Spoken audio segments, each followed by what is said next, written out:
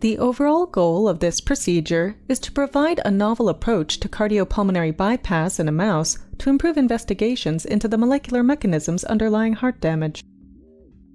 This method can help to answer the key questions in cardiac surgery, especially those related to extended cardiopulmonary bypass and prolonged cardioplegia time. The main advantage of this novel non-survival acute model is that it facilitates the studying molecular mechanisms in cardiac surgery and its relation to other comorbidities.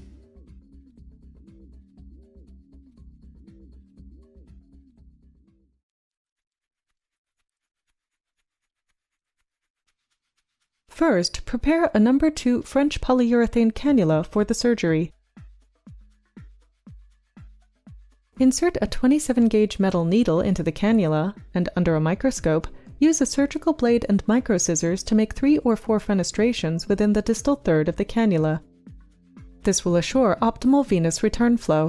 Prepare the priming solution for the CPB circuit. First, add sterafundin and then tetraspan into the tube. For completion, add heparin, and for buffering, sodium bicarbonate.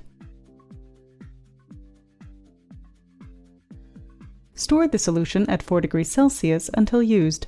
To prime the CPB circuit, add 850 microliters of priming solution via the venous cannula. Once primed, keep the solution circulating until the animal is ready for cannulation.